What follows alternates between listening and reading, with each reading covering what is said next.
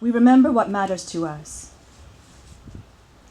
I work in a Year 2 classroom at a state school located less than 2 miles from the Chattri.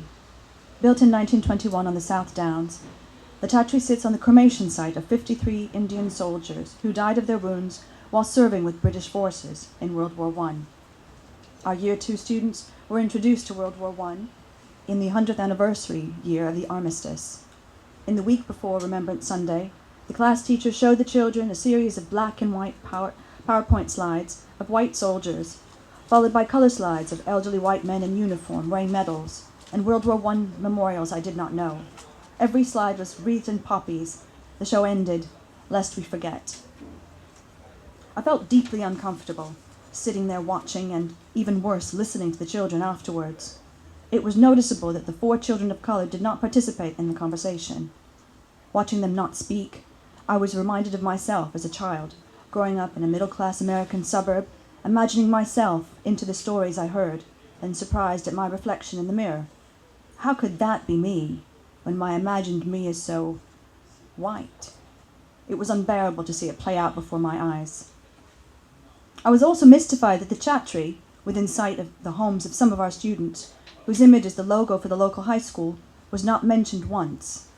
So, with the encouragement of the class teacher, who was mortified at this blind spot in the school's teaching material, I made a slideshow of my own. During the previous summer, I'd been part of a volunteer team finding out about the Caribbean and Indian presence along the south coast during World War I. I had not realized the extent of the involvement of colonial troops. Finding archives of photographs, official forms, and letters documenting the lived experience of thousands of people who looked like me, like my Black and Asian friends, clarified the radical need for Black history legacy work and transformed my understanding of what it means to be British. Though simple, the lesson piqued interesting questions from the children, notably, why did they come and fight? As well as thoughtful reflections about white privilege from fellow teachers. I last walked out to the Chattri in late October 2018. In the months leading up to that grey Sunday, it felt as if a steady, somber gaze were focused on 1918, mourning the dead of the Great War as if they had just left the living.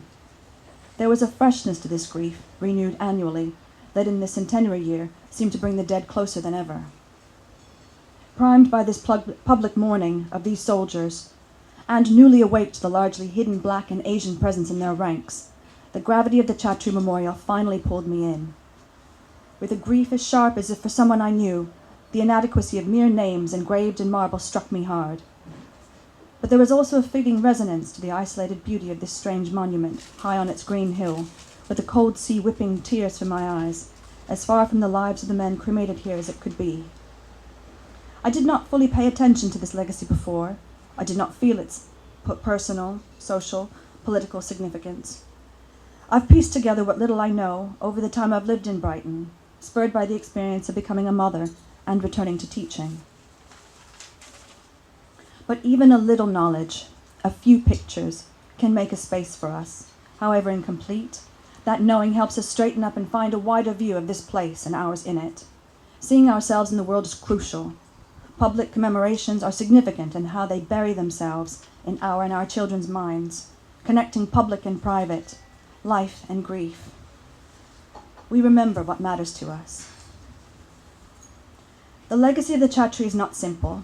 It's a single monument to a few men, with no reflection of the diversity of backgrounds and experiences of the many other men who travelled to the UK from across the British colonies to serve in World War I. The Chattri memorialises the moment when the bodies of 53 men passed through a final fire to become ash, wind, and water. Maybe it also gestures beyond these men to those untold others.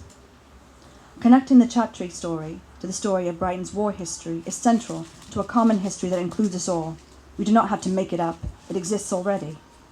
But we must see it, embodied in the Chattri and in the Pavilion, once a military hospital, in the mossy Commonwealth war graves all round Sussex, and illuminated on the internet in the work of Brighton and Hove Black History and the Chattri Memorial Group, and by national institutions like the Imperial War Museum.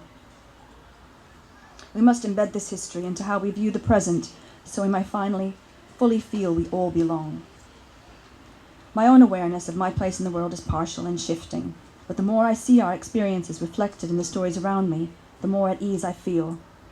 Though the poppies are gone and the fanfare around the centenary of the so-called Great War has ceased, the solidity of the Chattri is a reassuring, grounding reminder of my own place within these green and lovely hills that are now my home.